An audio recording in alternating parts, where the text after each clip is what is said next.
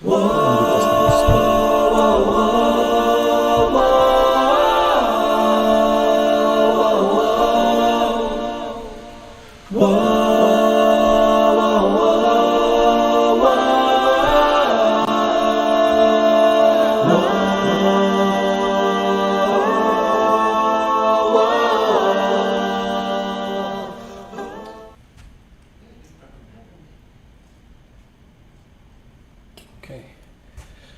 All right. Shalom, shalom, everybody. We're going to go ahead and start in prayer.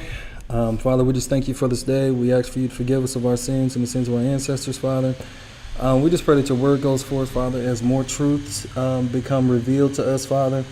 We thank you for revealing these things to us in your last days, Father, and we hope that we can use this information for our betterment so we can be wise in the days to come, because their deceptions are truly deceptive, Father. We just ask for you to send healing and prosperity and favor to your people, Father. Just keep them in the way, Father. Keep them from hurt, harm, or danger, Father. In Yahushua's name we pray. Amen. So we've been going over this series, like I titled it Ezekiel and the End Times, right? And so before we say anything, fair use, this is for educational and training purposes, right? So I'm early this time because there is one video. It'll be at the end, though. It'll be at the end. So I went all the way back to the first slide. I'm going to skip these first few because they're just videos. Okay, so just a quick rehash. We started in Ezekiel 36. I'm just going to read verse 3. It says, "Therefore prophesy and say, Thus saith the Most High, because they have made you desolate and swallowed you up on every side, that you might be a possession unto the residue of the heathen, and you are taken up in the lips of talkers and are an infamy of the people." We know that's what's been going on for hundreds of years. Jumping down to verse 5. "Therefore, thus saith the Most High, surely in the fire of my jealousy have I spoken against the residue of the heathen and against all Idumea, which have appointed my land into their possession, with the joy of all their heart, with the despiteful minds to cast it out for a prey." So do y'all remember, well, we'll just go. So the encyclopedia, Jewish Encyclopedia, 1925, volume 5, page 41 says, "Edom is in modern Jewry." We all remember that Idumea and Edom are the same thing, right? Idumea is the Greco-Roman version of Edom, right? Idumea. So then we read in Jasher 90, I'm not going to go over it, but in Jasher 90, do y'all remember what Kittim represented? Kittim is the Hebrew name for Rome. Oh, yeah. So in Jasher 90, Esau or Edom or Idumea went to war with Rome and lost. And then from that point in time, they became one kingdom, right? One nation. Because we won't even get to the main part of it today because there's a lot of information. So they had two different battles, two different wars, according to Jasher 90. Edom or Esau lost, and they become one nation. So we're just going to keep going because, again, Kittim means Rome. Okay.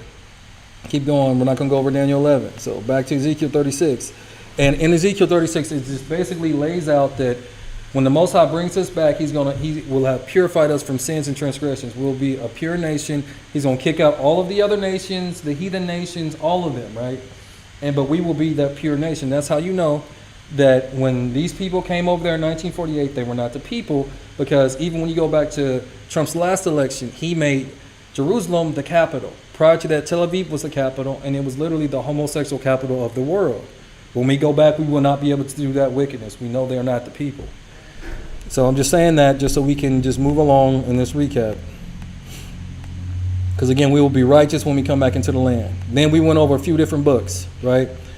This is one of the books by Charles Weiss, right? It's called Who is Esau Edom, right? And in this, he talks about how the Zionists or Judaism, modern day Jews, they use political Zionism and they use war to make monumental changes that the layman, the common man, knows nothing about.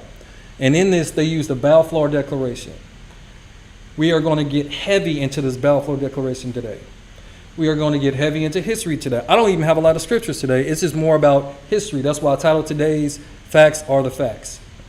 So, again, they use political means and war to make all these changes. They were the reason why the Americans got into World War I. Because can y'all tell me what reason we had to get into World War I? Really, World War II. Like, even if y'all were to Google it, like, please tell me why. Can one of y'all Google and tell me why we got into World War I?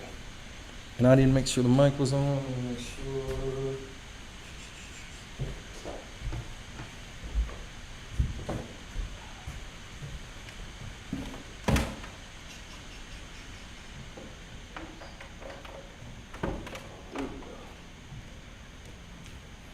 So the mic should be good to go. Just go ahead.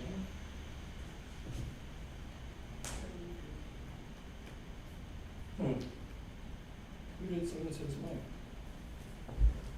mic? Can anybody tell me?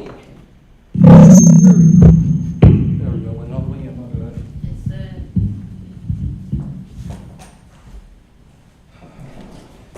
What up, man? What up? Turn it down some. it's loud. Yes, go back. Look at your channels. Go ahead. Yeah. It says the United States entered World War I primarily due to Germany's resumption of unrestricted submarine warfare and a Zimmerman telegram. So a Zimmerman telegram and summary, you said summary welfare? Yes. Because Germany was actually winning the war, right? World War I. And again, in a minute, we're going to get deep into all this. That's why this is called The Facts Are Facts, and we're on the 4th of July. Oh. So we are uncovering the Jewish lies in our history, right? What were you going to say? It just says the Zimmerman telegram, a message intercepted from Germany to Mexico proposing a military alliance against the U.S. further inflamed public opinion and solidified support for joining the Allies. Right? Okay. So they use this Balfour Declaration. We're going to find out what this Balfour Declaration actually really was, right? So I'm not really going to read too much of this one.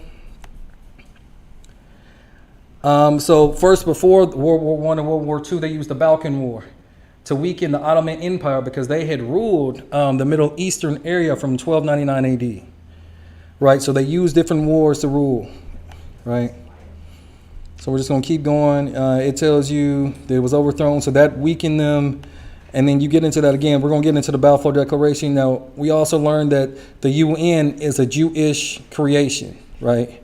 They were behind the creation of the UN. That's why the United States always goes with them, right? Always votes with them. This is a picture of, Truman with them, accepting a gift from them, right? Now, the Jewish author Kessler, right, he states that the right of the state of Israel to exist is not based on the origins of the Jewish people. Now, this is a Jewish man. As being Israel, nor of the covenant of Abraham with God. Rather, it is based on the international law.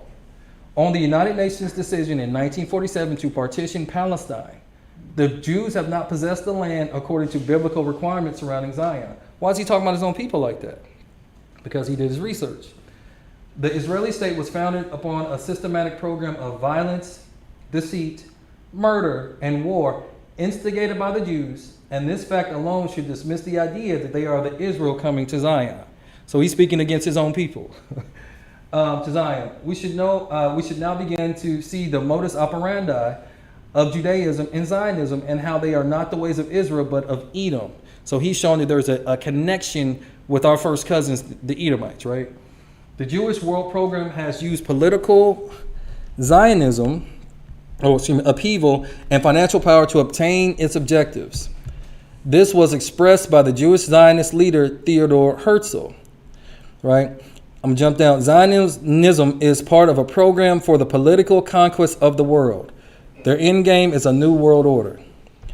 The UN being its chief instrument or super government as mentioned in the protocols of Zion. The possessing of the ancient lands and holy places of Israel is only a ruse. It's a ploy. So the Zionist Jews can sucker the gullible Christians into supporting them as God's chosen people, fulfilling prophecy. Meanwhile, the Zionists are free to terrorize, murder, sabotage, spy, and get billions in free aid. Jewish Palestine is a communistic and atheist-ridden monstrosity whose only ambition is not to serve the world, but to rule it, right? And in this part, it just talks about the prophecies of when the people actually come back. So again, this Charles Weiss, this is another Jewish man. And they're talking against these Jewish people, and he's talking about how there's a connection between Edom, and we just read the Jewish Encyclopedia from 1925 that said Edom is in modern Jewry. So now, you can kind of subtitle this the Edom-Khazarian connection, but we won't even get into that. Let's get into some scripts. So Matthew chapter 7, verses 15 through 19. Bam, if you don't mind. Beware of false prophets, which come to you in sheep's clothing, but inwardly they are ravening wolves. What does that mean?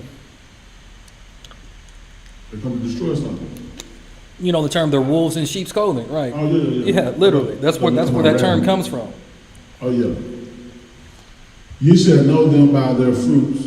Do men gather grapes or thorns, or figs or thistles? So what fruit do the Jewish people actually have? You don't see them leading the world in virtue. You don't see them leading the world in any type of true religion to where, you know, there's singers of world renown leading us to the Most High. Any of their people, really, right?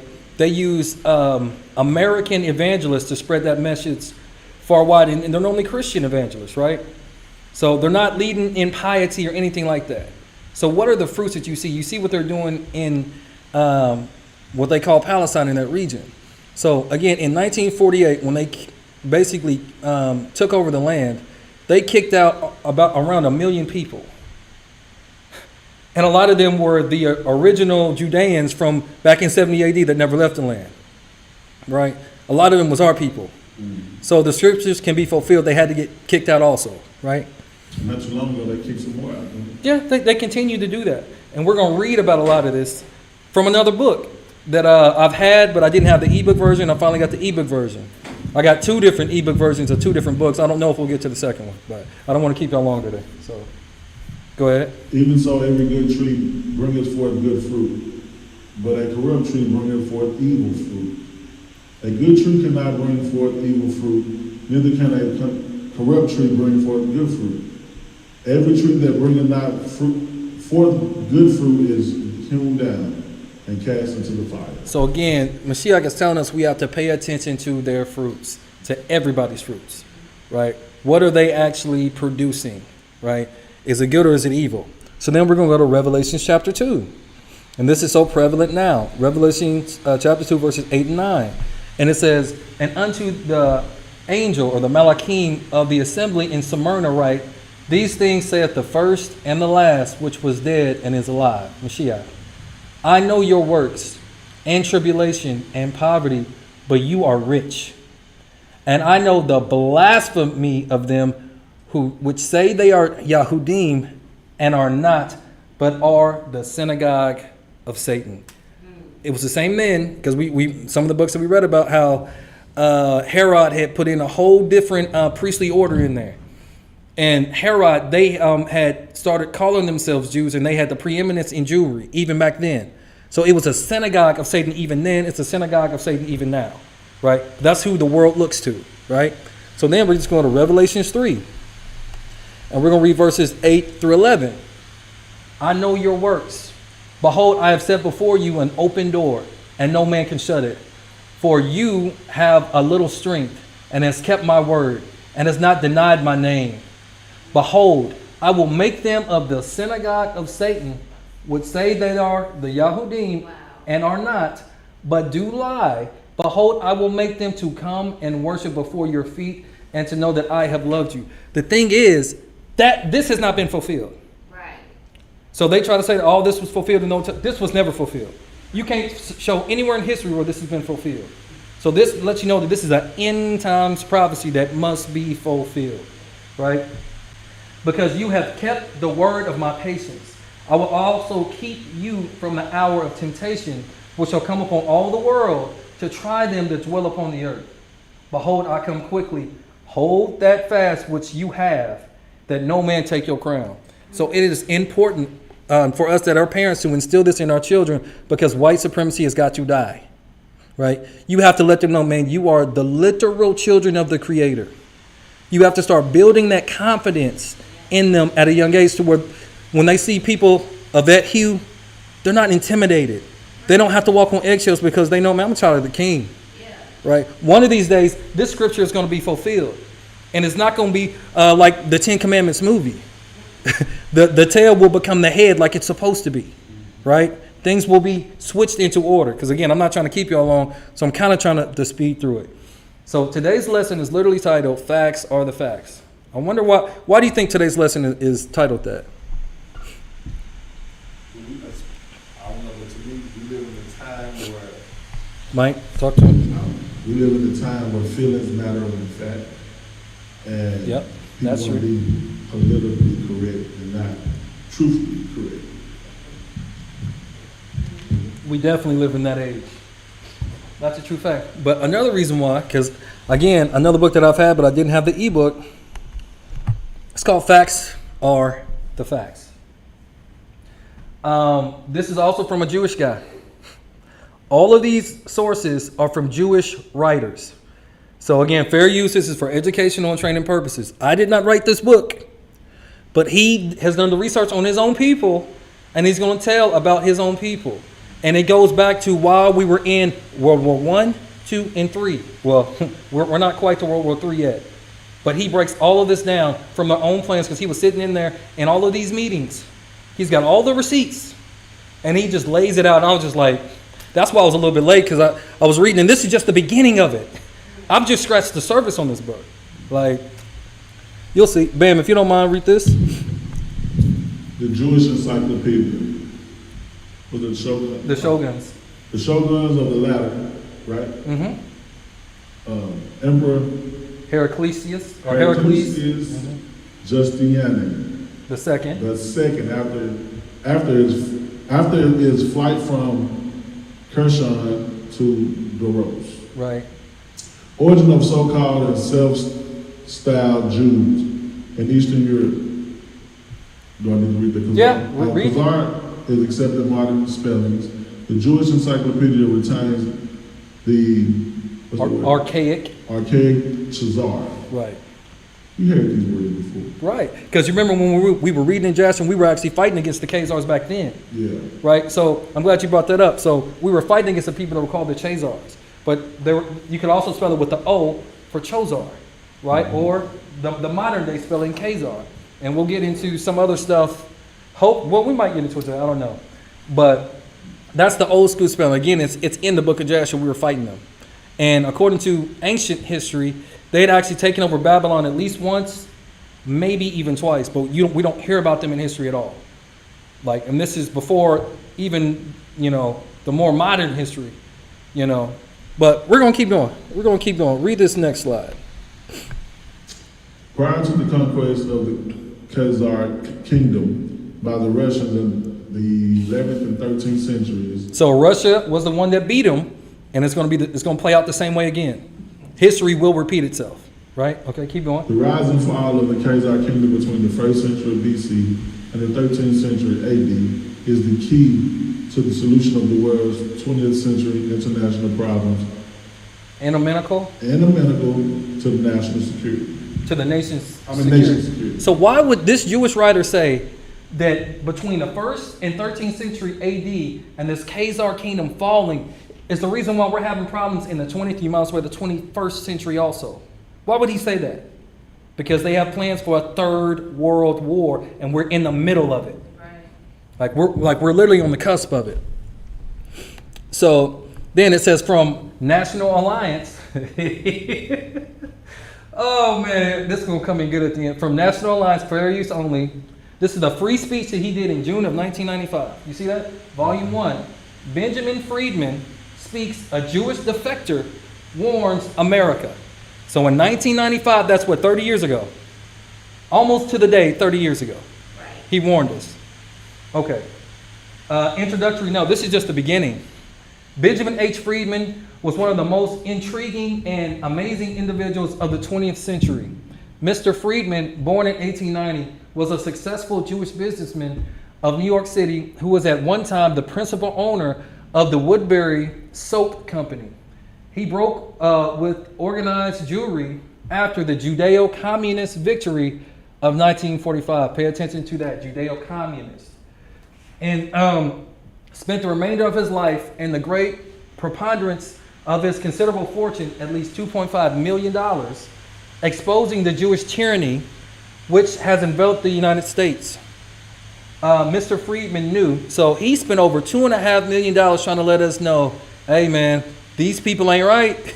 Y'all need to wake up. This is a Jewish man in 1995 trying to wake America up. They didn't want to listen. That's why they be coming up with scandals to try to get you paying attention to something else. This whole Diddy thing, this was really a psyop.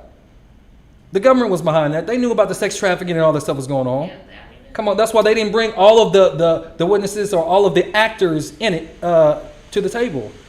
It's a psyop. They want us to focus on that instead of what they're actually doing. So we'll keep going.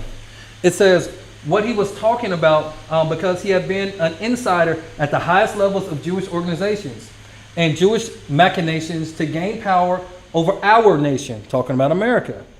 Mr. Friedman was personally acquainted with Benjamin Bernard Baruch, Samuel Untermeyer, Woodrow Wilson, Franklin Roosevelt, Joseph Kennedy, and John F. Kennedy, and many more movers and shakers of our times.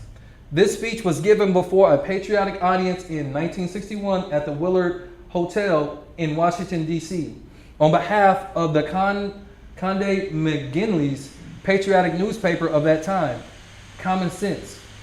Though in some minor ways this wide-ranging and extemporaneous speech has become dated, Mr. Friedman's essential message to us, his warning to the West, is more urgent than ever before. Here in the United States, the Zionists and their co-religionists have complete control of our government. Going back to 1961.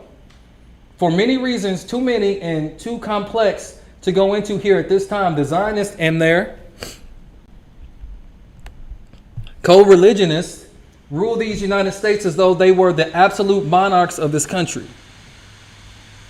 Now, you may say that this is a very broad statement, but let me show you what happened while we were asleep. What happened? World War I broke out in the summer of 1914. There are a few people here, my age, who remember that. Now, that war was waged on one side by Great Britain, France, and Russia. And on the other side by Germany, Austria, and Turkey, Hungary and Turkey. Within 2 years, Germany had won that war. Not only won it, pay attention to this part, won it nominally, but won it actually. The German submarines, which were a surprise to the world, had swept all the convoys from the Atlantic Ocean. Great Britain stood there without ammunition for her soldiers, with 1 week's food supply left, and after that, starvation. At that time, the French army had mutinied. They had lost 600,000 of the flower of French youth in the defense of Verdun on the Somme. The Russian army was defecting. They were picking up their toys and going home. They didn't want to play war anymore. They didn't like the Tsar. And the Italian army had collapsed. Not a shot had been fired on German soil. Nothing was fought there. Not one enemy soldier had crossed the border into Germany. And yet Germany was offering, this is the main point, and yet Germany was offering, offering England peace terms. So Germany had completely won, but they're offering peace terms. They offered England a negotiated peace on what the lawyers call a status quo ante basis. That means let's call the war off and let everything be as it was before the war started. Have y'all ever been taught that? Germany winning the war, and they sent these peace treaties to everybody saying, hey, let's just act like we never went to war. You keep your lands, we'll keep ours. That's what happened in it. But they don't tell us to slave people that. Right? So the war off. England in the summer of 1916 was considering that seriously. They had no choice. It was either accepting this negotiated peace that Germany was magnanimously offering them, or going on with the war and being totally defeated. While that was going on, the Zionists in Germany, the Zionists in Germany, oh man, who represented the Zionists from Eastern Europe. So when you see Zionists, what does that automatically mean to you? The Jewish people. Zionism, that's the Jewish people. So it says the Zionists in Germany, who represented the Zionists from Eastern Europe, here we go again, went to the British War Cabinet and I said, I am going to be brief because it's a long story, but I have all the documents to prove any statement that I may make. They said, look here, you can yet win this war. So again, Germany had pretty much won the war and was trying to just have peace. Then the Jewish Zionists that are living in Germany go to Britain to talk to them. Now, what kind of sense does that make? You're living in Germany. They said, look here, you can yet win this war. You don't have to give up. You don't have to accept the negotiated peace offered to you now by Germany. You can win this war if the United States will come in as your ally. There was already a peace. There was no point. Man, will you keep reading? So you're right there. The United States was not in the war at the time. We were fresh, we were young, we were rich, we were powerful. They told England, we will guarantee to bring the United States into the war as your ally to fight with you on your side, if you will promise us Palestine after you win the war. So we came into the war because they wanted Palestine. All of this ties back to the Balfour Declaration. That's the only reason we came into the war, because of this little side business that they had. But again, these were Jewish Zionists in Germany, and Germany was handedly winning the war. It makes no sense at all why you would want to do that. For one, why are you living in Germany? But keep going, just read. In other words, they made the deal. We will get the United States into the war as your ally. The price you must pay is Palestine after you have won the war and defeated Germany, Austria-Hungary, and Turkey. Now, England had a much right to promise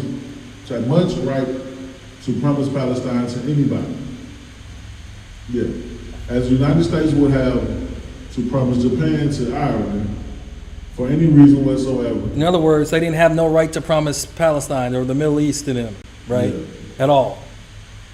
It's absolutely absurd that Great Britain, that never had any connections or any interest or any right in what is known as Palestine, should offer it as coin of the realm to pay the Zionists for bringing the United States into the war. So now you know why we got into the war. Again, it's all about Palestine and the Balfour Declaration. Keep going. However, they did make that promise in October of 1916, and shortly after that, I don't know how many here remember it. The United States, which was almost totally pro-German, entered the war as Britain ally. Did y'all realize that?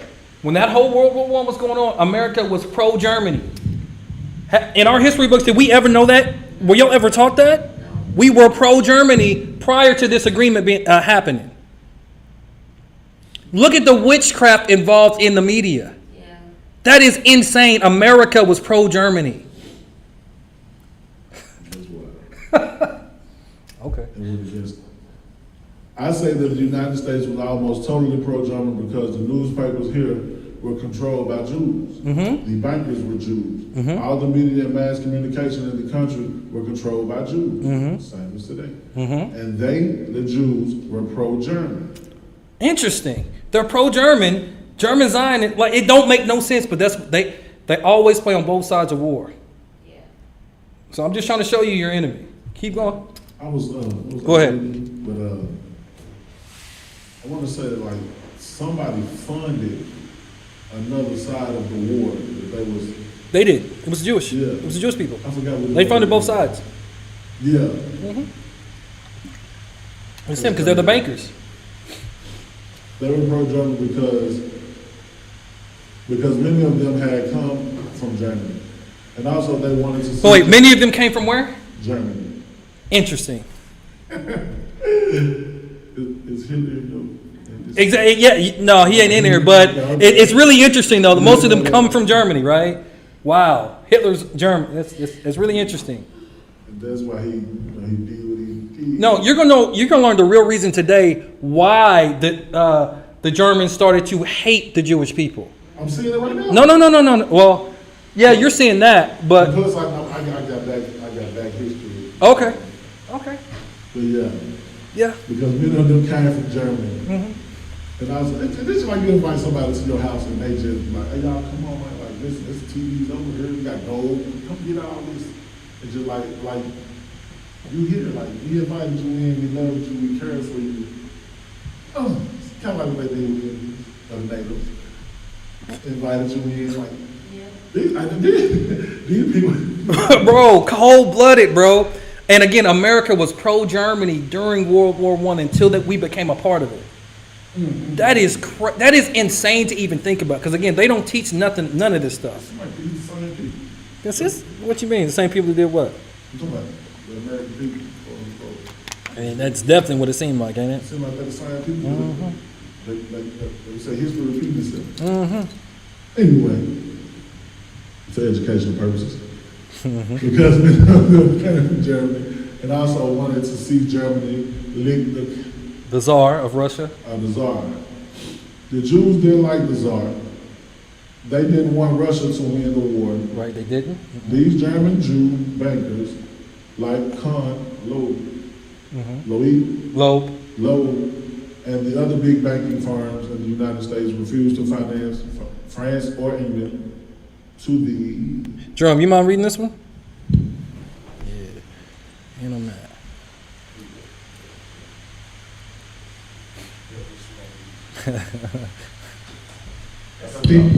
Extent of $1.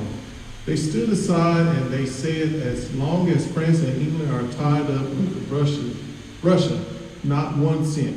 But they poured money into Germany. They fought beside Germany against Russia, trying to lick the Tsar regime. So wait a minute. So the Jews were trying to lick Russia. So they were doing everything. They were funding Germany and everything prior to them making this agreement with the United States. That is some wicked, like you said, it's like you invite people in your house and then you won't know that they done sold it underneath you. Like, wait, what you mean? Oh, I was a squatter, so I got squatters' rights, so it's mine now. It used to be both ours, but we can have a dual state solution because that's literally what they did in Palestine, right? Oh yeah, we'll have a dual state, but eventually they're gonna fully kick them out. Squatters' rights, pretty much, right? Okay, keep going. My bad. Now those same Jews, when they saw the possibility of getting Palestine, went to England and they made this deal. At the time, everything changed like a traffic light that changed from red to green. Where the newspaper had been all pro-German, where they began telling the people of the difficulties that Germany was having fighting Great Britain, Commercially. and in other respect. All of a sudden, the Germans were no good. So because they own the media, they had everyone here in America again pro-Germany. Huh? It is a Mandela effect. Literally, my bad. Go ahead, Jerome. My fault. They were villains. They were Huns. They were shooting Red Cross nurses. They were cutting off babies' hands. Mm-hmm. They were no good. Shortly after that, Mr. Wilson declared war on Germany. So now a lot of this stuff they just started making up, propagandizing, right? Just to make us hate them and to make us get into the war, right? Of course. Because like, why would they do all that and then they give peace treaties to everybody? Say, let's just keep things as they were then. Let's act like we didn't even go to war. That don't even make sense. But when you are controlled by the media, you're gonna believe any lie that they tell you, right? Okay. The Zionists in London had sent cable to the United States to Justice Brendas, Mhm. saying, go to Read one more, then I'll take over. work on President Wilson. We're getting from England what we want. Now you go to work on the President Wilson and get the United States into the war. So once they got the okay from Britain, hey, go ahead and work on good old Woodrow. We got them. Just let them know. We got what we want. Go ahead and do what you do.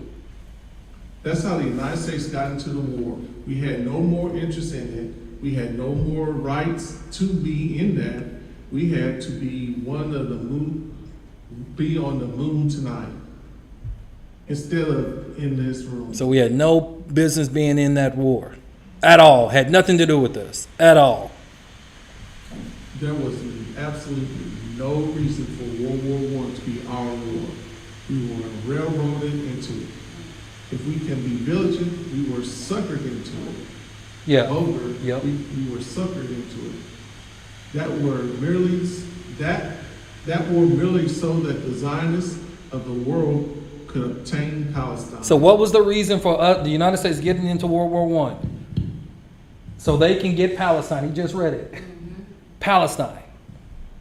Everything's about that land. Palestine. It's the only reason why America got into that. Think about how many hundreds of thousands, if not millions of people died because of the lies. Yeah, that's what they call it. They call it Palestine. But yeah. So-called Palestine, which is Israel. I got a drum. It says, that is something that the people of the United States have never been told. They never knew why we went into World War I. After we got into the war, the Zionists went to Great Britain and they said, well, we performed our part of the agreement.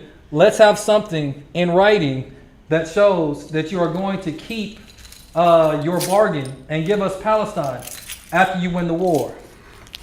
So, what is this? So, what is this also called in, like, I guess you could say law? This is called a promise to pay. This is called a promissory note. Okay, just remember that. Just remember that. They didn't know whether the war would last. Oh, my bad, I did it twice. Another year or another 10 years. So they started to work out a receipt. The receipt took the form of a letter, which was worded in very cryptic language so that the world at large wouldn't know what it was all about. And that was called the Balfour Declaration. That was the receipt of it, right? Promissory note. The Balfour Declaration was merely Great Britain's promise to pay. Promissory note. The Zionists, what they had agreed upon as a consideration for getting the United States into the war. So this great Balfour Declaration that you hear so much about is just as phony as a $3 bill. I don't think I could make it more emphatic than that. This is where all the trouble started. The United States got into the war. The United States crushed Germany. You know what happened. When the war ended, the Germans went to Paris for the Paris Peace Conference in 1919. This is stuff gets insane. In 1919, there were 117 Jews there as a delegation representing the Jews headed by Bernard Baruch. I was there. I ought to know. So this author was there. I ought to know. Now what happened? The Jews at the peace conference, when they were cutting up Germany and parceling out Europe to all these nations who claimed a right to a certain part of European territory, said, that's just crazy to me. Again, these were German Jewish Zionists doing all this stuff. Even when you get into this Paris peace thing or whatever, it said that it was the Jews that were cutting up Germany. Now you start to see where this sentiment is growing from the German people if they find out this happened. So a certain part of European territory said, how about Palestine for us? And they produced for the first time, to the knowledge of the Germans, this Balfour Declaration. So they had to show them. So the Germans for the first time realized, oh, so that was the game. The war, the Germans for the first time realized that they were defeated. They suffered the terrific reparations that were slapped onto them because the Zionists wanted Palestine and were determined to get it at any cost. Ben, will you take over? I need some water. So basically, it's like me and Jones get into it. Mm-hmm. He got land. Mike. I come to you and be like, hey, me and Jones into it, but if you come help me, just give me his land. And we're going to split up. You can have cars, you can have all the spoils. And then all three of y'all come to like this peace thing. You thinking y'all divvying up other lands all peacefully, and he finds out that you done made a deal for his land or for another piece of land. That's why he got screwed over. Like, that's crazy. Like, how? Like you said, you ain't got nothing to do with it. And they're still living in Germany. So did Germany lay claim to Palestine at the time? Germany didn't care about Palestine. So Palestine just got roped in here out of nowhere. Right. So the reason why Germany lost the war, all those additional people died, was because the United States joined in, Yeah. and it was because of the German people that lived there. Yeah. But I'm like, but how? But Palestine ain't got nothing to do with nothing. I'm thinking somebody laid claim to Palestine. No, Germany did not care about Palestine. Germany didn't want to lose the war. Because you're going to see how bad it gets. It gets worse for Germany, and then you'll start seeing why the hatred between the Germans and the Jewish people got so bad. As we keep going, you're going to see it. Yeah. That brings us to another very interesting point. When the Germans realized this, they naturally resented it. Up to the time, the Jews had never been better off in any country in the world than they had been in Germany. Stop right there. What did you just read? So pretty much like, y'all had the best of everything. They were never treated better in any country than in Germany prior to that happening. So this was before Hitler. Right. That's why I said, Ain't that a mug? and the They stuff, was being treated good. Then all this happened. Hitler came about. Right. This Tired of their mess. We don't get full history. History is written by the victors. he said they was evil. He said they was all evil. And And it's crazy. Reverend Gates said that. He said history is written by the people who won. Mhm. You have to get into the history because the people who won it wrote it the way they wanted to write it. You have to go back to the loser side and find out what really happened. And that's happening in our face right now. That's why they're trying to get rid of our history. Yep. And saying, hey, we didn't take out that election because that was rigged. We don't need our children to learn about that. And look what's happening. Yeah. And, oh wow, Go ahead, Jerome. Trump held, one reason, because Trump held $60.8 billion from public education. Yep. So all the school districts was waiting on July 1 is when we get the money from the federal government so we can purchase and do the stuff. Right now, we're in limbo. We can't get anything fixed. We can't get no buses. We can't get no supplies. We can't get anything because he held. Jerome, is the mic on? Ma'am, is the mic on? Yeah. Because he held up the money. Mm-hmm. In order for the money to be released, he wants to make sure the schools is Complying. complying to his agenda. Which is not his agenda, it's the Jewish people's agenda. Oh my goodness, Trump's grandfather was Jewish. Huh? Say it again? Trump's grandfather's from Germany. Allegedly, prior to him walking into office on the first day of this term, he converted to Judaism. Allegedly. So We attacked Iran for the Jewish people. Right. For what? We gave them 2 weeks. He attacked in 2 days. and they're taking, and in order for the schools to get this money, they have to take Black history out of their agenda. They have to stop talking about slavery. They have to stop talking. Right. They have to stop talking about Hebrew history. You're right. That's the truth behind it. Yeah. Because there's so much people waking up and there's so much truth going out, they have to stop it there. Like, we can't talk about slavery no more because they know who they are now.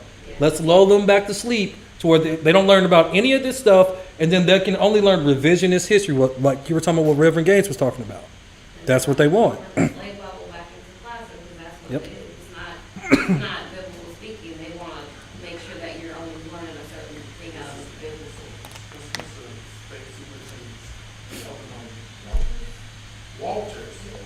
Walters Walters? wants to incorporate the Trump Bible into the Trump Bible? Yes. The heck is the Trump Bible? The Trump Bible has the Declaration of Independence and something else off in it from at the first of the Bible. I'm going to look that up. And then- That's wild. And then it's his version of the Bible. It has the Declaration of Independence. So it's a new slave Bible. Got That's it. what I was about to say. It's just a slave Bible. They don't want you learning about.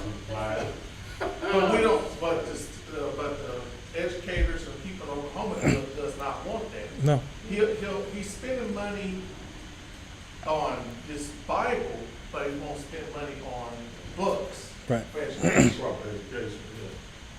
At least not with the correct education, man. It's a lot going on. That's crazy. So again, The Jews were never better in any country than Germany up until that point. Up until after World War I, and they go to this Paris place where they're doing that peace, right? Let me make sure. It was the Paris what? Hold on.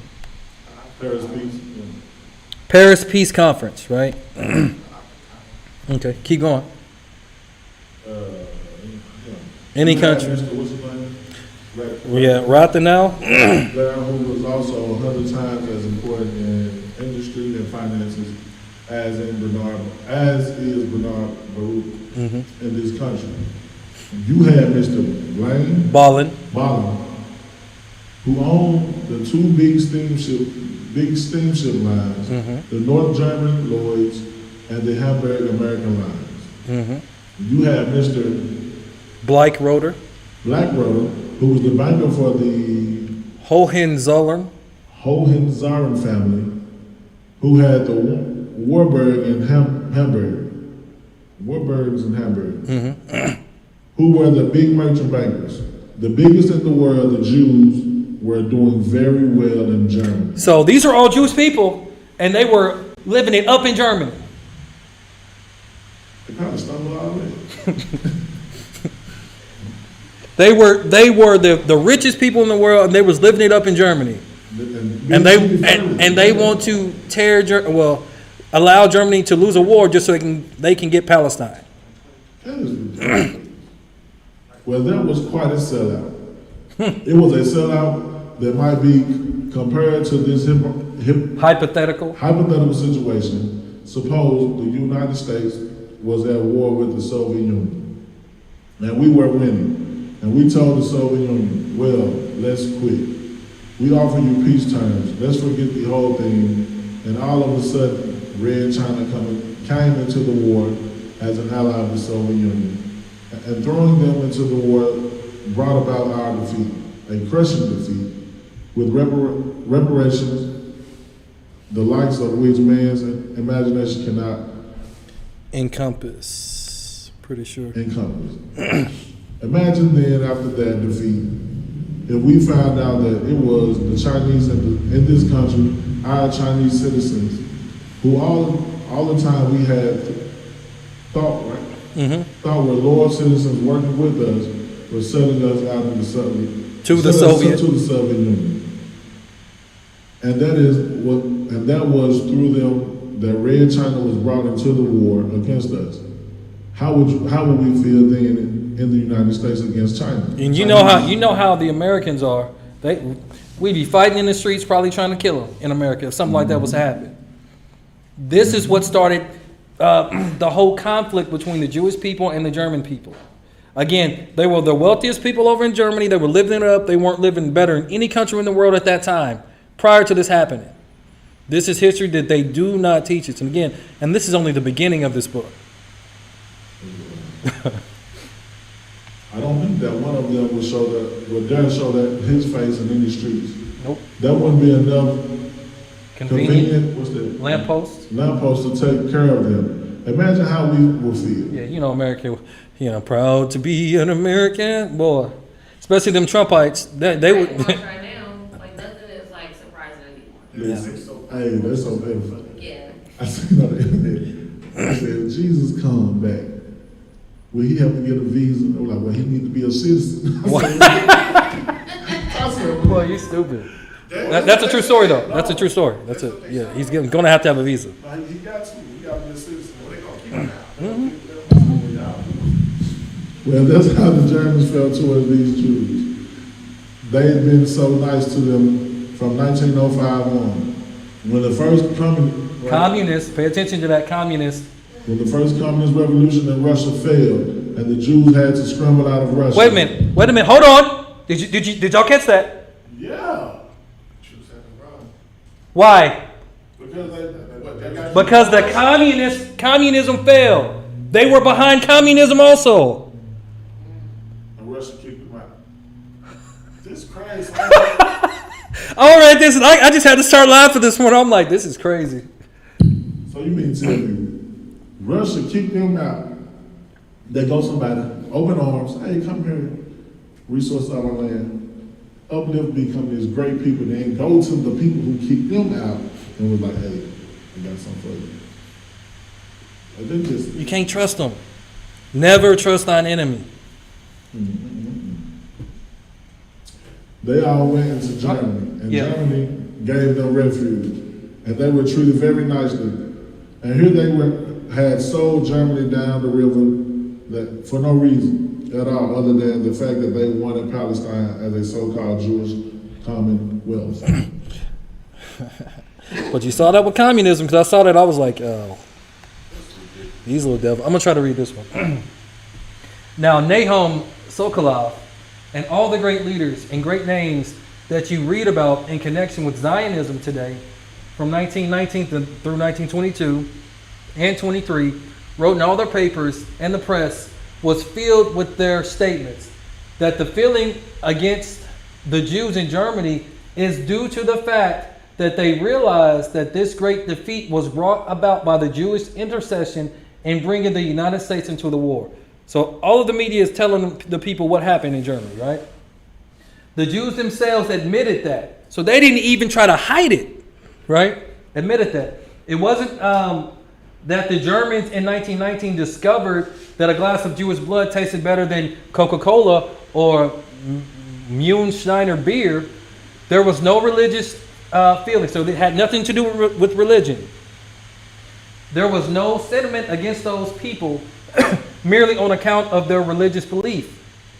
It was all political. Remember, political Zionism. It was economic.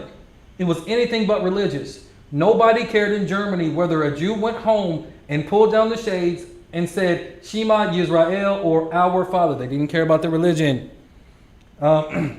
Nobody cared in Germany any more than they do in the United States. Now, this feeling that developed later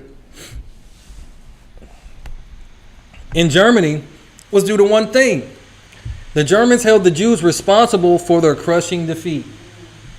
And World War I had been started against Germany for no reason for which Germany was responsible. They were guilty of nothing, only of being successful. Again, this is a Jewish author writing this. They built up a big navy. They built up world trade. You must remember that Germany at the time of the French Revolution consisted of 300 small city-states, principalities, dukedoms, and so forth.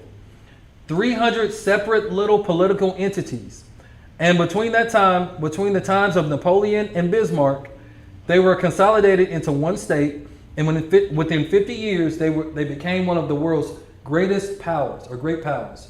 Their navy was rivaling Great Britain's. They were doing business all over the world. They could undersell anybody. They could make better products. What happened as a result of that? So they were beating everybody everywhere, in economy also. Germany. There was a conspiracy between England, France, and Russia to slap down Germany. That's why World War I started, because Germany was beating everybody. Now, Bam, if you don't mind, it says there. I need some more water. There isn't one historian in the world who can find a valid reason why those three countries decided to wipe Germany off the map politically. So there was no reason for there to be a World War I anyway. They were jealous of Germany. No reason at all for World War I. It just helped the Jewish people to instigate the United States joining it, right? Okay. When Germany realized that the Jews were responsible for her defeat, they naturally resented it. But not a hair on the head of any Jew was harmed. Wait, they weren't going into concentration camps even after that? No civil war, no nothing. Not a single hair. Professor Tansil of Georgetown University, who had access to all the secret papers of the State Department, wrote in his book and quoted from a State Department document written by Hugo Schoenfeld, a Jew whom Gordon Hull sent to Europe in 1933 to investigate the so-called camps of political prisoners. Now check this out. In these camps with political prisoners. Who wrote back that he found them in very fine condition. So they was cool. They were in exile, in excellent shape, which everybody treated well, and they were filled with communists. Wait a minute. I thought it was the Jewish people. Talking about communists again. Okay. Well, a lot of them were Jews, because the Jews happened to compromise about 98% of the communists in Europe at the time. The Jews were 98% of communism in Europe. Now, this almost doesn't have what I saw kill. 98% of communists in Europe were the Jews, the Jewish people. That's a good percent. That sounds like an A to me. And there were some priests. There were some priests there and ministers and labor leaders and masons and other who had international So affiliations. you're about to find out why we got into World War II. So all this stuff just went right into each other. Mm-hmm. Some background is in order in 1918 to 1919. The communists took over Bavaria for a few days. Rosa Luxemburg and Karl, what's it, Labucanic? Who? What's it? Karl Labucanic? Liebknecht. And a group of other Jews took over the government for 3 days. In fact, when the Kaiser ended the war, he fled into Holland because he thought the communists was going to take over Germany. So as they did Russia. Keep going? yeah, keep going. But Yeah, you see that they're communists, though. Yeah. Like y'all see that, and then it says you said Kaiser, but it's really Khazar. But yeah, I'll spell Kaiser. it's pronounced Khazar though. That's the crazy part. I know some Kaisers. So do I. I had a teacher that was a Kaiser. So Khazar thought the communists were going to take over Germany as they did Russia. So you see that though. They're so worried about communism because of these Jewish people. Now, you see all these movies and they're talking about Russian communists and this and that. Like, no. The Jewish people were behind all of this stuff. This is that one, of course, they say, who knows communists? Right, when it's really them. Going to meet the same fate as the Tsar. So he fled to Holland for safety and for security. After the communist threat in Germany was Quashed. quashed, the Jews were still working, trying to get back into their former status. So they were trying to get, like I said, their former status back. Now watch what happens. And the Germans fought them in every way they could without hurting a single hair on everyone's The head. Germans like, no, we ain't trusting y'all again. Y'all ain't getting back over us no more. After y'all done sold us out, no. But we ain't gonna touch a hair on your head though. Yeah. Right? Sound like decent people. Right? They fought them in the same way that in this country, the prohibitionists fought anyone who was interested in liquor.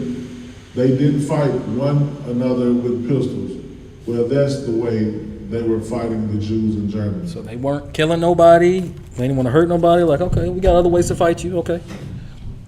And at that time, mind you, there were 80 to 90 million Germans, and there were only 460 million Jews. Now, they're talking about in Germany. So you remember with the Holocaust, how many the Jewish people that they claim died? But at this point in time, it's only 460,000 living in Germany. They lie about the numbers.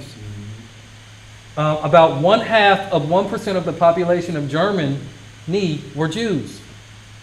And yet they controlled all the press, and they controlled most of the economy because they had come in with cheap money when the mark was devalued and bought up practically everything. The Jews tried to keep a lid on this fact. They didn't want the world to really understand that they had sold out Germany and that the Germans resented that. The Germans took appropriate action against the Jews, so-called. They, shall I say, discriminated against them wherever they could. They shunned them the same way that we would shun the Chinese or the Negroes or the Catholics or anyone in this country who had sold us out to an enemy and brought about our defeat. After a while, the Jews of the world called a meeting in Amsterdam. This is why World War II went on. Jews from every country in Amsterdam, right, in the world attended this meeting in July 1933. And they said to Germany, you fire Hitler. This is what the Jews are telling the German leadership. You fire Hitler and you put every Jew back into his former position. whether he was a communist or no matter what he was. You can't treat us that way. And we, the Jews of the world, are serving an ultimatum upon you. So they send this to the German leadership. You can imagine what the Germans told them. So what did the Jews do? In 1933, when Germany refused to surrender to the World Conference of Jews in Amsterdam, the conference broke up and Mr. Samuel Untermeyer, who was the head of the American delegation and the president of the whole conference, came to the United States and went from the steamer to the studios of the Columbia Broadcasting System and made a radio broadcast throughout the United States in which he, in effect, said, the Jews of the world now declare a holy war against Germany. We are now engaged in a sacred conflict against the Germans, and we are going to starve them into surrender. We are going to use a worldwide boycott against them that will destroy them because they are dependent upon their export business, because the Jews are they got their hands in everything, they know. And it is a fact that 2/3 of Germany's food supply had to be imported. And it could only be imported with the proceeds of what they exported. So if Germany could not export, 2/3 of Germany's population would have to starve. There was just not enough food for more than 1/3 of the population in Germany. Now, in this declaration, which I have here, and which was printed in the New York Times on August the 7th, 1933. So he's got all the receipts. This is what kind of started World War II. Mr. Samuel Untermeyer boldly stated that this economic boycott is our means of self-defense. President Roosevelt has advocated its use in the National Recovery Administration, which some of you may remember, where everybody was to be boycotted unless he followed the rules laid down by the New Deal, and which was declared unconstitutional by the Supreme Court of that time. Nevertheless, the Jews of the world declared a boycott against Germany. And it was so effective that you couldn't find one thing in any store anywhere in the world with the words "Made in Germany" on it. One broadcast in America, they get the president to back it, goes across the world. All of a sudden, Germany's got no money, can't even import food anymore. Only has enough food for 1/3 of the population. That would drive any nation crazy when it's the people that sold you out that did it. Yeah. Go ahead, man. In fact, an executive of the Woolworth Company told me that they had to dump millions of dollars worth of crockery and dishes into the river. Just wasting stuff. That their stores was boycotted. If anyone came in and found a dish marked "Made in Germany," they were picketed with signs saying "Hitler, murderer," and so forth. Now, Hitler ain't really murdered nobody at this point. Ain't really done anything. But he was labeled that because the Jewish people own the media. And see, this, I actually was Hitler in this. You said no. Not really. I didn't want to. I can't tell you everything. Because like this, what I heard that I was telling my cousin, I'm like, listen, they control the media. Hitler was bad, this and this. I'm like, why you say that? I said, from my understanding, he spoke German. You didn't hear what he was saying to them speeches. So you heard them speeches of him rallying up. You heard you read alleged translations of it. Yeah, and I said, was he speaking German? I said, did you hear the words coming out of his mouth? He was like, yeah, he was speaking German, but come on, man, you kill out. Like, you know he gotta be bad. No, I'm not saying he was perfect, but the reason why they forced Germany into World War II. That's what I'm saying. Like, I don't mean no harm. Coming to my house, doing anything to my children, most high forbid anything happen to them. I'm gonna protect my people. Right. I'm gonna protect my household. Right. Now you coming in a country doing this to multiple people on a mass scale, like, yeah, that's gonna invoke a little anger.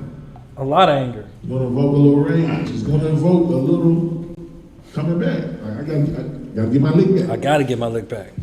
But yeah, and so forth. Something like that sits in that are taking place at the South. At a store belonging to R.H. Macy, Chain. the R.H. Macy chain, which was controlled by a family called Strauss. Strauss,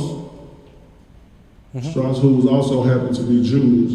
A woman found stockings in there which were from Chemnitz mark made in Germany. Well, they were cotton stockings, and they may have been made 20 years. They may have been there 20 years since I've been observing women's legs for so many years.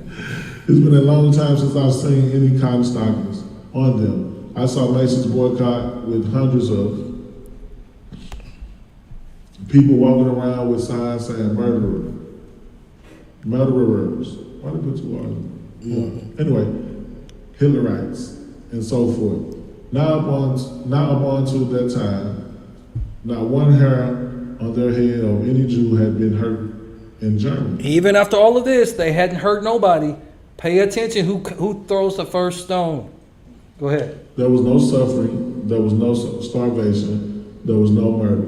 There was nothing naturally. Naturally, the Germans said, who are these people to declare a boycott against us and throw all our people out of work and make our industries come to a standstill? Who are they that do that to us? They naturally resented it. Certainly, they painted, what's the word? Swastikas. Swastikas, I've never seen that word. On stores owned by Jews. Right.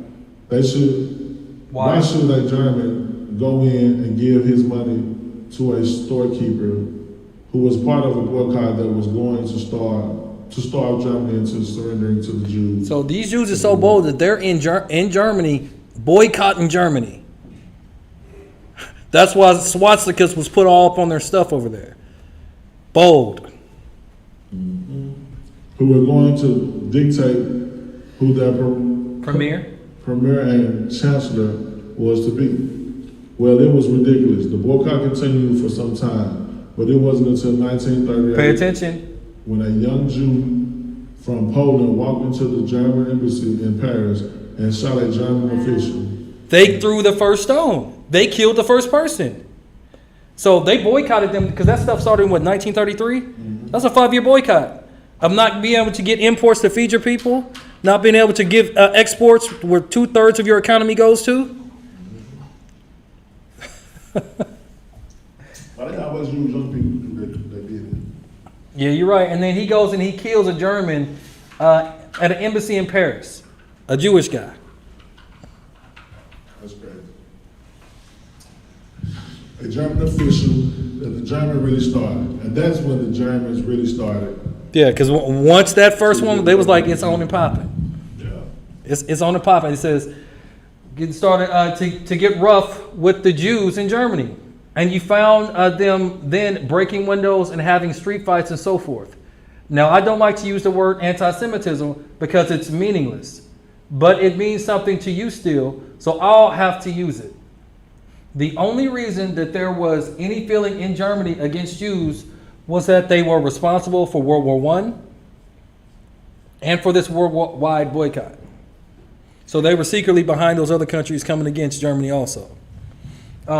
Ultimately, they were also responsible for World War II. Because after this thing got out of hand, it was absolutely necessary for the Jews in Germany to lock horns in a war to see which one was going to survive. In the meanwhile, I had lived in Germany. He was living in Germany. And I knew that the Germans had decided that Europe is going to be Christian or communist. There is no in between. And the Germans decided they were going to keep it Christian if possible. And they started to rearm. In November 1933, the United States recognized the Soviet Union. You know, like a nation doesn't really get elevated until they get recognized by somebody. Why would America recognize the Soviet Union? Yeah, that's Russia, right? That really don't make much sense, does it? History, man. It says the Soviet Union was becoming very powerful, and Germany realized that our turn was going to come soon unless we are strong. The same way as we in this country are saying today, our turn is going to come soon unless we are strong. Our government is spending $83 or $84 billion for defense. Defense against whom? defense against 40,000 little Jews in Moscow. Where's Moscow at? Russia. 40,000 who in Russia? Jews. Little Jews. So keep that in mind, even with all the stuff going on today. They over there too. They're doggone chameleons, man. Jews in Moscow that took over Russia. And then, in their devious ways, took over control of many other countries of the world. For this country now to be on the verge of a third world war. So he's talking about in the future. From which we cannot emerge a victor. So he's letting us know America will not be the victor of this next war. Is something that staggers my imagination. I know that nuclear bombs are measured in terms of megatons.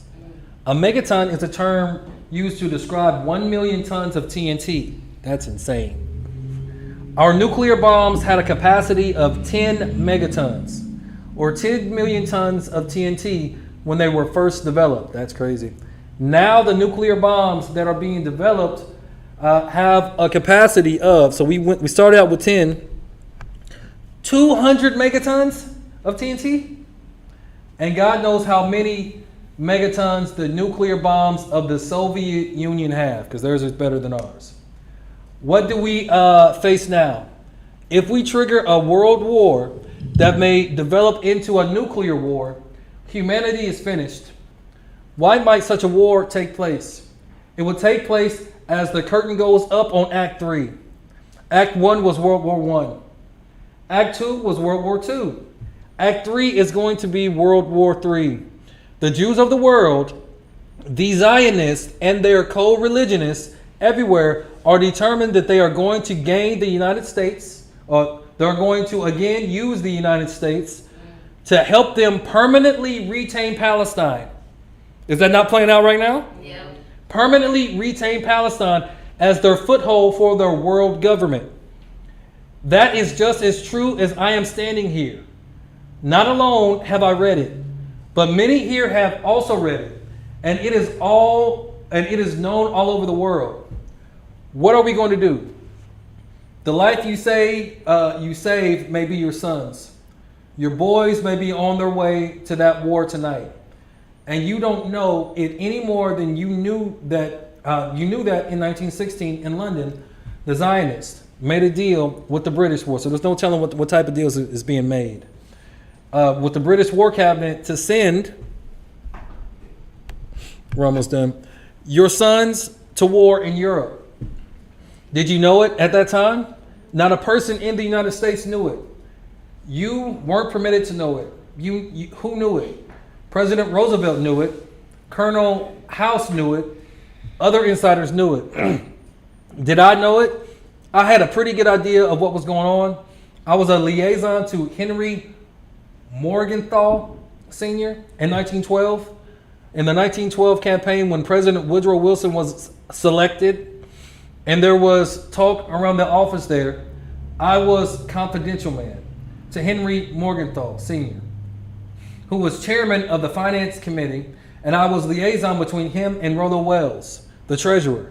So I sat in these meetings with President Woodrow Wilson at the head of the table and all the others, and I heard them drum into President Woodrow Wilson's brain the graduated income tax and what has become the Federal Reserve.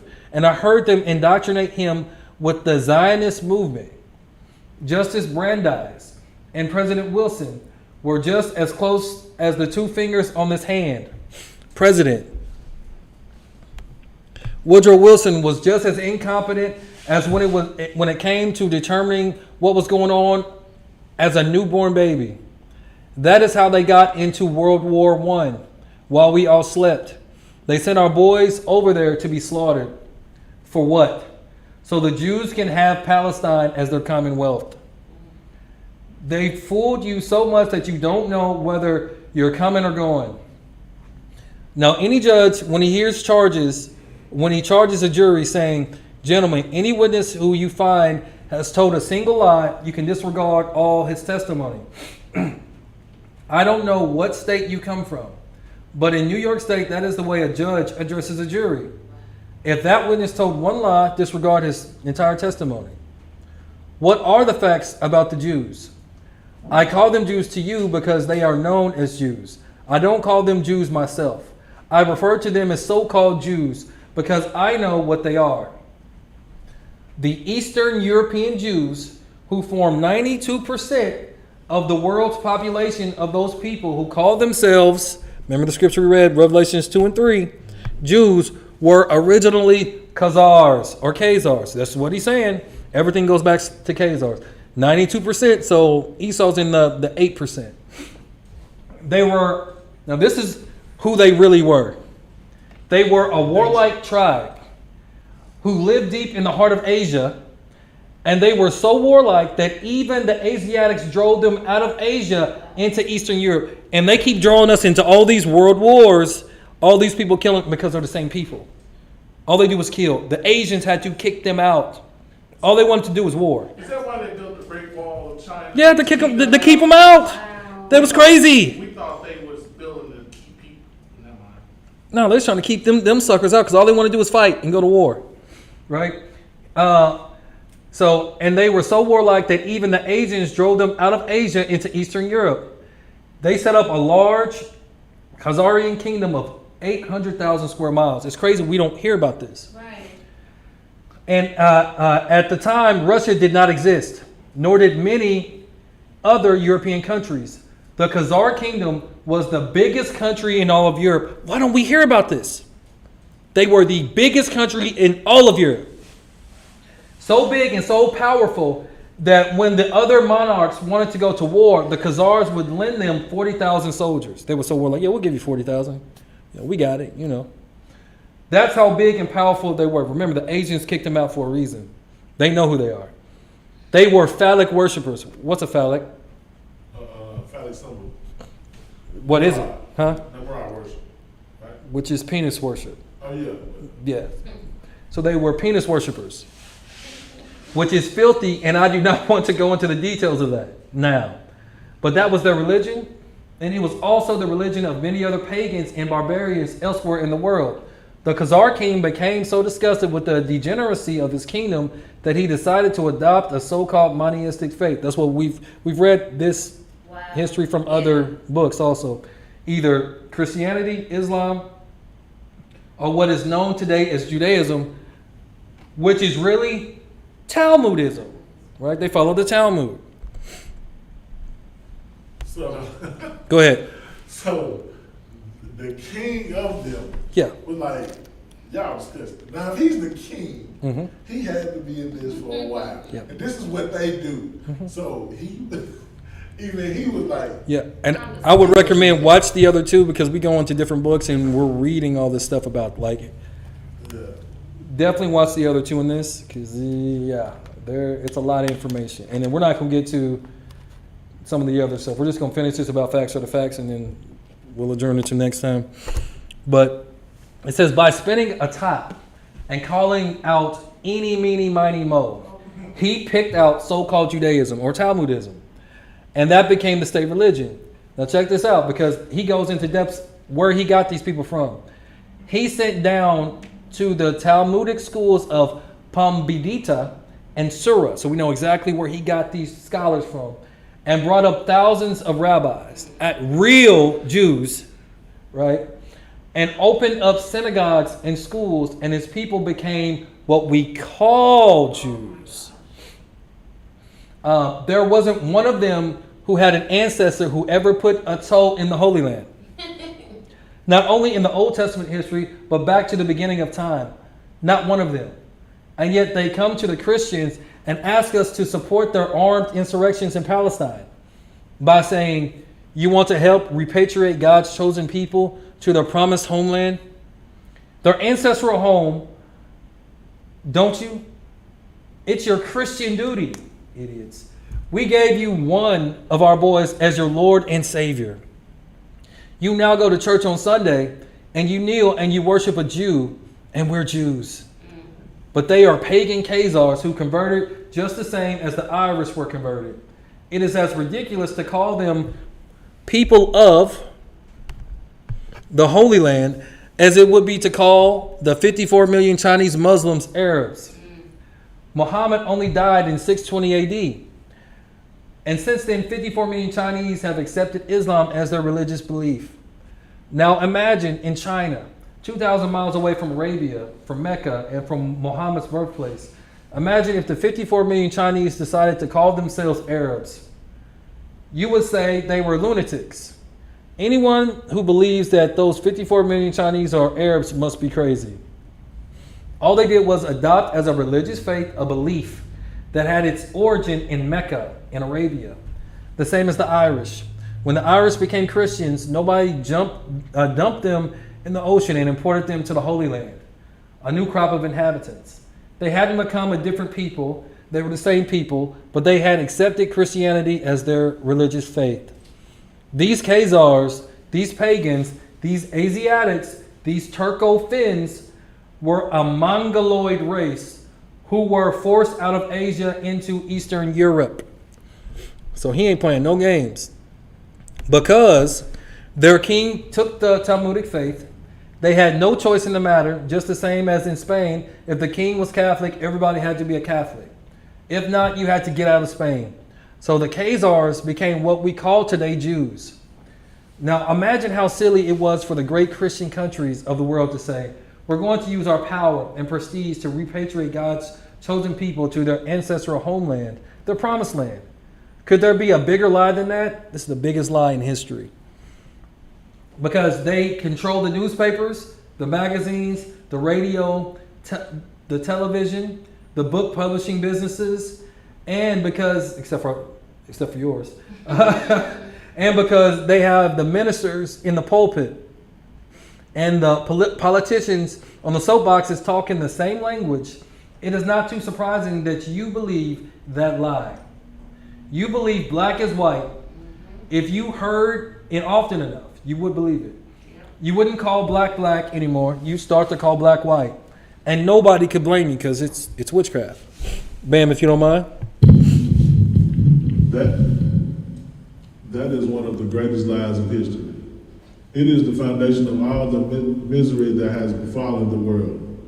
Do you know what Jews do on the Day of Atonement? Check this out. That you think is so sacred to them. I was one of them. This is not hearsay. I'm not here to be a rabble-rouser. I'm here to give you facts. When on the Day of Atonement, you walk into a synagogue, and you stand up for the very first prayer that you recite. It is the only prayer for which you stand. You repeat 3 times in a short prayer called the Kol Nidri. The Kol Nidri. Mm-hmm. Remember that. Mm-hmm. In that prayer, you enter into an agreement with God Almighty that any oath, vow, or pledge that you may make during the next 12 months shall be null and void. So you make an agreement with whoever they pray to that anything that you come in agreement with is null and void. This is their mindset on the Day of Atonement. It's supposed to be probably the most holy day, right? Mm-hmm. Okay, keep reading. The oath shall not be an oath. The vow shall not be a vow. The pledge shall not be a pledge. So they pledging to pretty much lie. To go back on their word. Yeah. You can't make this up. They shall have no force or effect. And further, the Talmud teaches that whenever you take an oath, vow, or pledge, you are to remember the Kol Nidri prayer that you recited on the Day of Atonement. So the Talmud tells you to remember that, hey, you can make any agreement you want to with all these other nations, but it has no effect. Remember that. And that's how they move it. Mm-hmm. And you are exempt from fulfilling them. How much can you depend on their loyalty? You can depend on their loyalty as much as the Germans depended upon it in 1916. We are going to suffer the same fate as Germans suffered, and for the same reason. So that's what he said. Now, that's crazy. So remember the Kol Nidri. So when you're dealing with them, like, hey, they can lie to you. Point blank period. They'll sell you a dream. It's like they do in Hollywood because they're behind. They own the movie industry also. But they're doing it now with these contracts. Yep. Just like everything. So when was this book was written? It was published in 95. Published in 95, yeah. But this, of course, he's older than that. You know Yeah. what I'm saying? He was in these places in the 1930s and stuff. But it's just like the fact that you can see so much of that today, Yeah. you know he ain't lying. No. We're just playing it out. That's why he said this is Act 3 that we're playing out. This is really, really crazy. But yeah, I didn't know that. It's crazy. So this book is called Facts Are the Facts. I'm going to delve into it and see if I can find more. But the reason why, so I'm going to ask y'all again, why were we in World War I? It's Palestine. For Palestine. Why did World War II happen? Because they tried to blow the whistle on them like, hey, these folk ain't who they think they is. No. Oh, It was in Palestine? It was about Palestine, but why was it? We read it. The boycott. The worldwide boycott. Right? Because the Jewish people wanted to have their former estate, and the Germans wasn't going for it no more. So World War II was because of the boycott, and of course they just going to run back to the United States to do their bidding again. Us being some dummies, right? So he talks about how, everything's an act 1, act 2, act 3. I got one video and then we're done because I have a lot more, but we're going to stop here. And we're going to play this video. Again, fair use, this is for educational and training purposes. Hi there friends, welcome once again to Prophecy Update, where we look at current events in the light of Bible prophecy. My name is Bob Mitchell, I'll be with you for the next few minutes. Okay. Hi there friends, welcome once again to Prophecy Update, where we look at current events in the light of Bible prophecy. My name is Bob Mitchell, I'll be with you for the next few minutes. Well, this last weekend I had a great weekend in the village of Ash in Kent in the UK. And we had a wonderful time. It sure was hot. We're going through a heat wave at the moment. And it was a wonderful time. We were really blessed. Maria and I really enjoyed the fellowship. And if you're watching from Ash and you were there, thank you so much. We had a really, really blessed time with all of you. And folks, if you live in the Kent area and you'd like to find the Ash Fellowship, message me on Facebook. I'll try to get a link with you to them. And believe me, when you go along there, you'll be very, very blessed. And if you live in the UK and you'd like me to come and speak on these end times, I'll leave my email below the video. And we always give the gospel in the meetings. So bring your unsaved friends. Let's bring them to the Saviour, Yeshua the Messiah.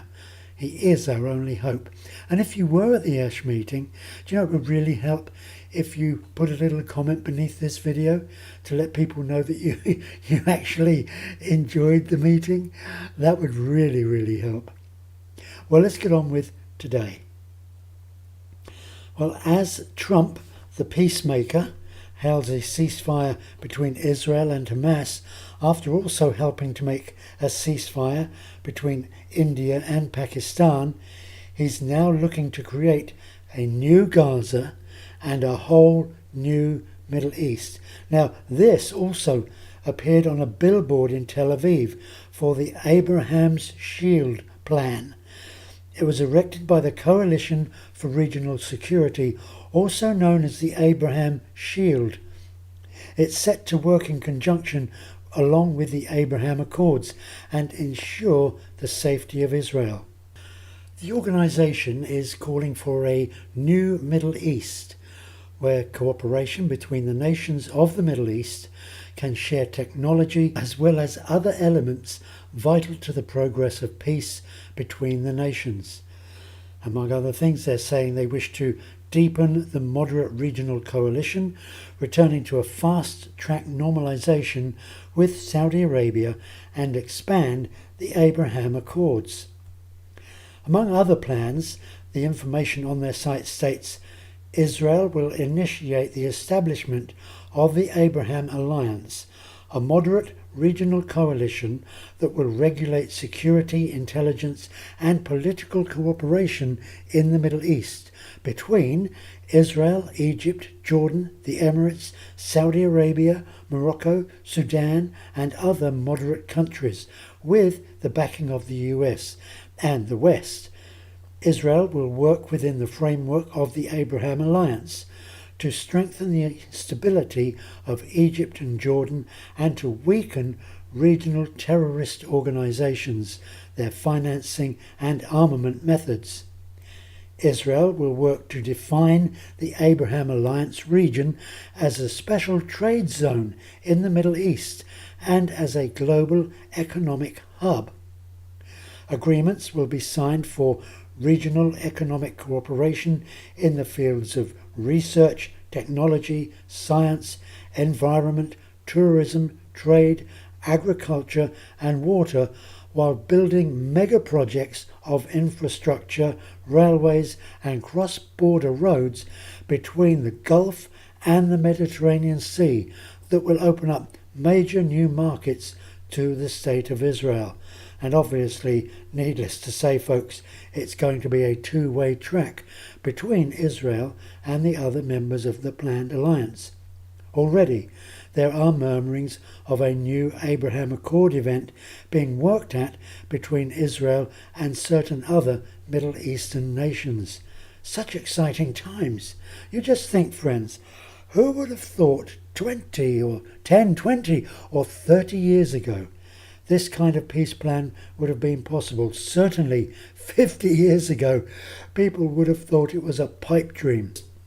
And 100 years ago, the very thought of a state of Israel existing in the Middle East would have been looked upon as complete fantasy.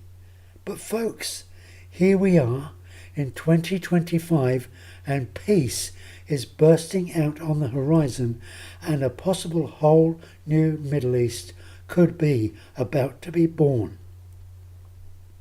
Not only is peace across the region being expected, but just a month ago, these road signs were being erected in and around Jerusalem. Road signs in anticipation of the coming third temple. And I can only think this was done with the permission of the Israeli government. Otherwise, they'd have taken them down straight away. And remember, the temple we are now talking about will be the very one 2 Thessalonians warned about. 2 Thessalonians warned us that this temple will be desecrated by the Antichrist. Now, who would have believed this possible? No one, apart from Bible believers who believe the Bible is true, Bible prophecy is true, and the God of Israel is still in charge of the nations as he leads Israel toward a time when they will be ruled by a despotic global leader who will enter the temple and desecrate it. And their city, Jerusalem, which has only been in their complete control since 1967 and only really recognized as their capital since Trump publicly declared America's recognition of it being so in 2017. Who would have believed that? It will once again be divided according to chapter 14 of the prophet Zechariah. That could not happen unless the city was once again brought into Israel's hands, and that didn't happen until 1967, and it wasn't recognized until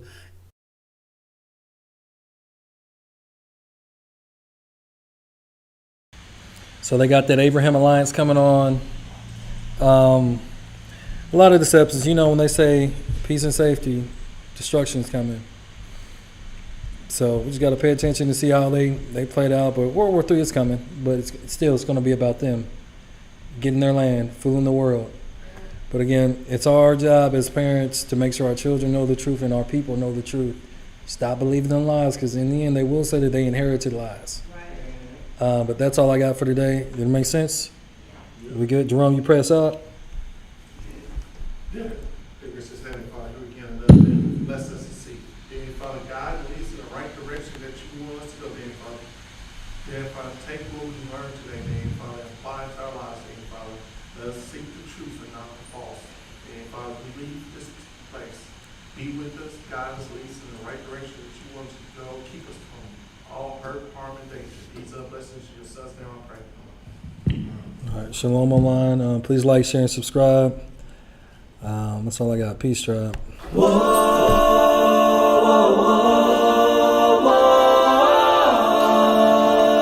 know it'd be a lot of information, but I had to let y'all see that.